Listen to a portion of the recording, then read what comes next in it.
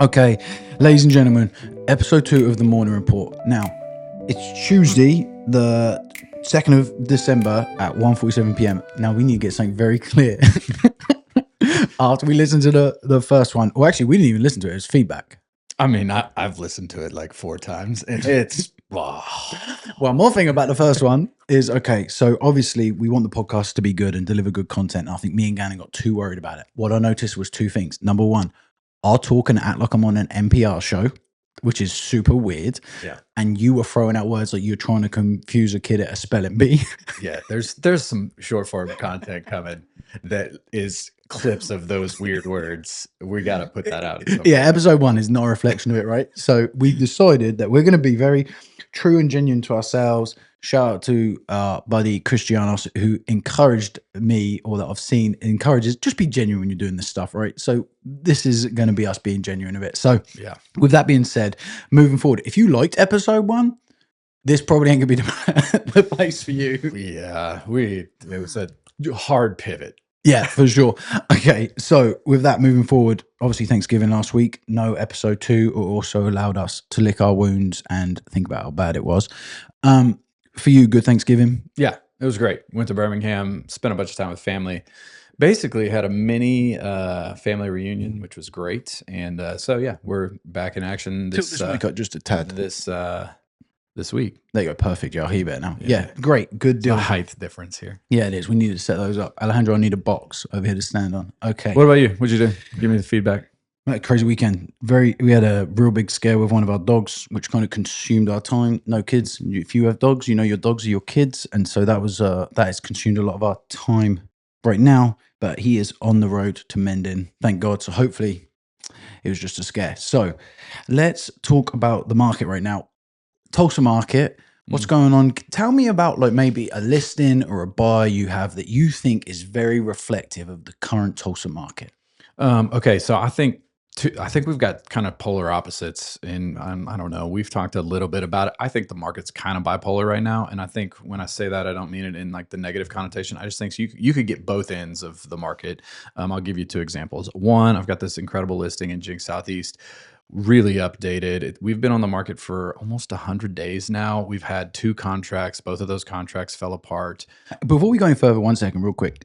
If you're a realtor listening to this or someone, and anyone said to you, hey, I'm going to give you any area of Tulsa, Gannon, for the rest of your life, every listing that comes up, without doubt, the vast majority of Tulsa realtors are going to say, give me Jinx Southeast, because they fly in there. Yeah, it's such a microcosm. Like this, it's hyper insulated. It's got great values. It's hard to get into. It's the best public elementary school that you can send. It's private school for your tax dollars, right? Which is great. And we talk a lot about that.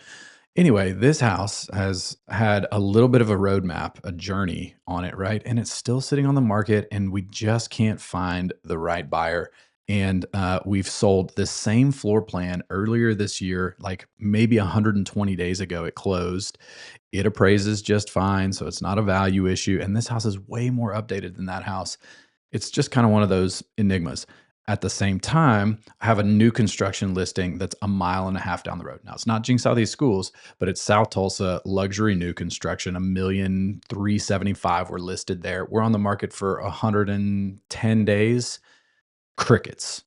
Lower the price between, down underneath 1.3.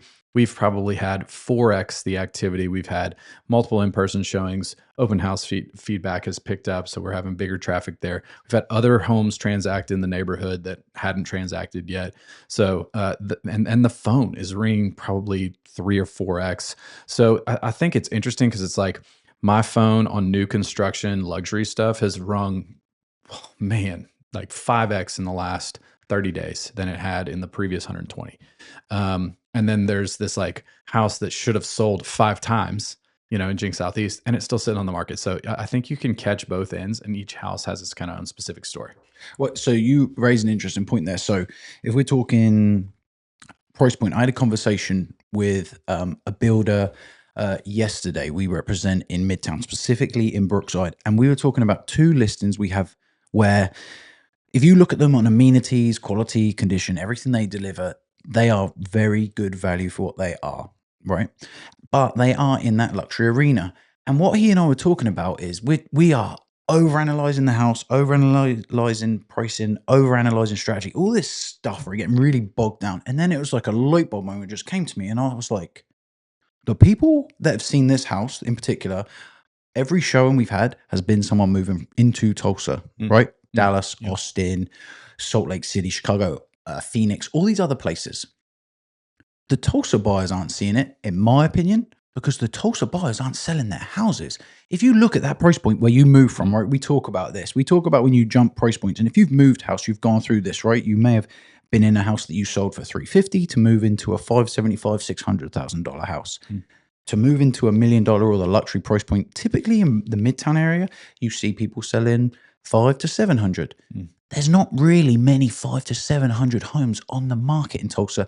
So it's not that your Tulsa market buyer isn't there actively looking. It's that they're not actively selling. And a lot of them need to sell to buy. Right. And so until they're incentivized to do so, they're not going to, right? We talked about affordability with a 50-year mortgage. I still think it's a stupid idea. But for me, if people aren't motivated to move, they ain't going to. That's the bottom line, right? So if you've got a really good interest rate, you don't think about moving. But this is a thing, I'll switch gears to contingencies, right? I have a client right now. We're running a little bit behind with high energy because I was trying to get documents signed in time for them. They got a phone call from their lender. Get this. They're at 7% or whatever. Lender goes, hey guys, you should refi down. I can get you at this interest rate to save on your monthly payment. They go, great, run numbers. Well, they're super smart, right? So they take a step back and go, hang on a minute, and I'll use arbitrary numbers. This isn't the case. We'll use arbitrary numbers. We can make $3,500 a month comfortably right now as our monthly payment. Why would we could go down to 31, 3,000, sure, but what can we get today for $3,500 a month if we take all our equity out of this house and buy something new? And their house is a great house, and the one they're going to is awesome.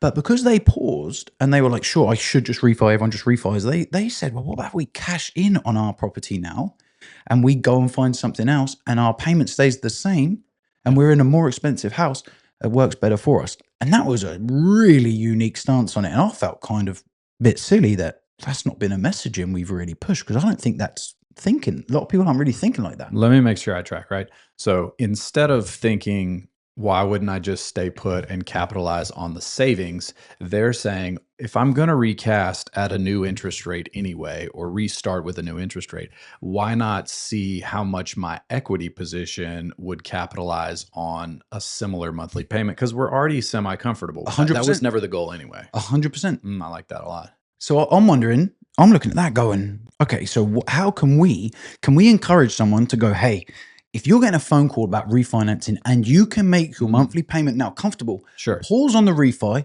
call me, I'll tell you how much your house is worth. If the equity there is enough that it makes a difference in what you can buy, let's see what you need to keep your payment at to move forward on a new house, and let's see what the next step looks like.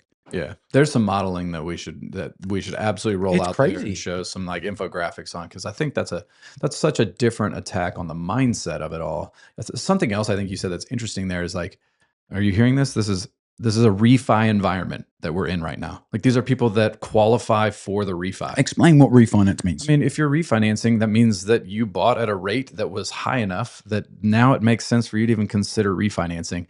And to me, that's kind of wild. I think that's an indicator. I think last week, over the Thanksgiving holiday, we saw some reports come out that mortgage applications were up highest level since in a single week since 2023, when rates were stupid low anyway.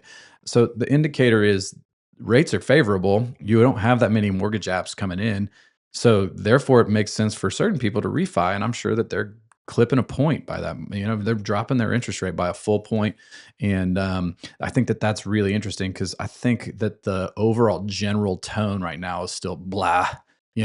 Rates suck. I'm not going anywhere. I might as well sit. 100%, right? And instead, you should shift. And there might be another creative way to think about it that could get you to the next goal, right? So let's talk about this. If you bought, like, let's say when they were buying like 23, let's say their rates are in the high sixes. We should probably fact check some of this stuff. We can pull up graphs later. But the reality being, if you're someone now who's getting a phone call to refi down, and you've been in your house, close to the 2-year mark to avoid capital gains, it may be worth looking at moving. Mm. And we all know it. Biggest lie in real estate is find the perfect home. And I've been guilty of saying that as an agent. There's no home that's perfect. I have friends that built an incredible home in the Gates of Indian Springs, Broken Arrow. Beautiful neighborhood. They used a great builder. They finished it out perfectly, included features that the wife needed for a job. They still moved and rebuilt another house. Yeah. Right. So there's no such thing as the perfect home. It's the right home for that season of your life. And so if you're in a home right now and it's the wrong season of your life and you're getting a call or you're thinking about refinancing, maybe look into what your equity position is and what you can get and where you can move. I want to circle back on, again, you brought up an interesting word earlier that these specific seller and buyer combo, right, we're kind of stuck on. And it's that contingency word. Like, explain to me, layman's terms, what is a contingency? Why is it getting people stuck today? Unpack it a bit. So to me, twofold. I think a contingency has a little bit of a bad rap in real estate. Mm-hmm. What a contingent offer means, and offers technically a contingent on a multitude. Why of the things. bad rap though? Like, stay there for a second. Where do you think that comes from? I think it gets a bad rap because people say, well, if we've not sold and we've not listed and we're not ready, why would we try and buy? To me, where I think contingencies, because what it means in itself, in essence, if you are contingent upon the sale of your home, you go under contract on a new property, let's call it property B, but you do not take property B pending until you have a contract on property A, or you can remove the contingency because financing changes or something like that. So property B, as sellers, they know they've got an offer in hand. They've got a great deal there. It works for them. And for property B, you can still show your home. You can still market your home. You can still do open houses. Now, if they get an offer from someone else who is not contingent, property B then calls the buyer and says, hey, just so you're aware, we agreed terms yesterday. Your kick-out clause in your contingency is 24 hours. Let us know within 24 hours whether you want to move forward on the house. It gets very crazy in that 24 hours, lots of moving parts. But what I like about contingencies is this. As a buyer, you know what you're paying for the house and where you're trying to go, right? You've got your house. And then when you're selling your current residence in order to fund the new move, you know exactly what you need to get for the current residence, exactly what you need to take to make the deal work. So that guesswork and that pressure of going, man, if we only clear 70 grand equity, is that going to allow us to do what we need to do? No, it doesn't matter. We know if you clear 70 grand, you're good to go. That's what we need to do. 70 grand to the threshold. Anything above that, we're good to go. Mouthful of marbles then. But that's the concept behind it, right? And so I think it's underutilized in Tulsa a little bit. And I just think that sometimes maybe just people don't understand the benefits of it. Yeah, I think also one of the, negative connotations comes from, old industry, right? A lot of evolutions happened, and back in the day, you actually didn't get to syndicate if you were contingent, right? So you didn't show up on Zillow or Realtor.com or any of these like for sale websites anymore. You basically showed up as pending, even though you could still accept offers. And so that's how it was in the MLS, at least in Tulsa, for a very long time. Turned a lot of agents off. It basically meant your house was off the market if you were a seller. Even if you had a contract on it that was contingent, you could accept non-contingent offers. You were basically dead in the water. Showings dropped off, interest dropped off. You didn't show up syndicated to all the websites. And I still think that kind of like a faux pas floats around in the industry just because, we've got a bunch of, great silver-haired agents that don't necessarily understand how it still works today, but in a completely different manner. And the execution of it still is advantageous for, the current seller because they still get exposure to all the websites and it still looks like the home is for sale.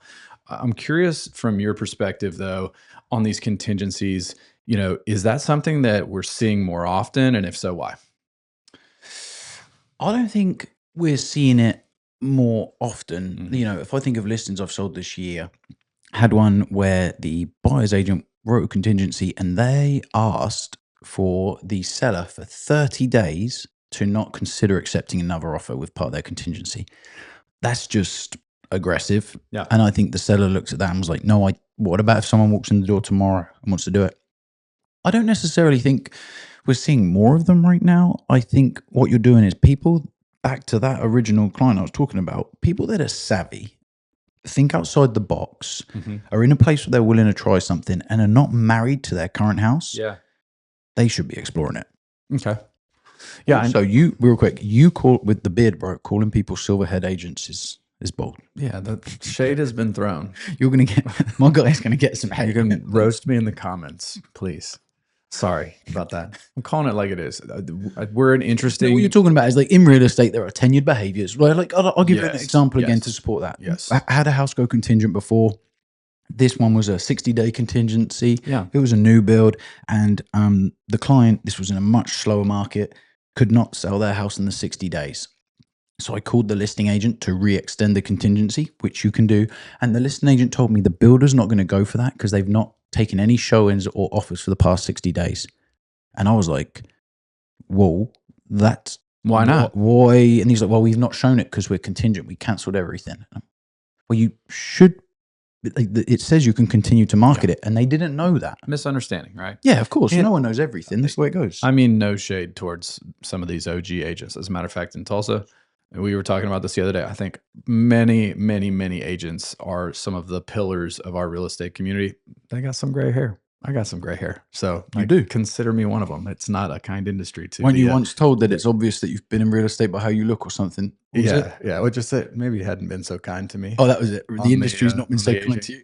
Facts. They weren't wrong. So yeah. Okay. So contingencies, back to that for a second.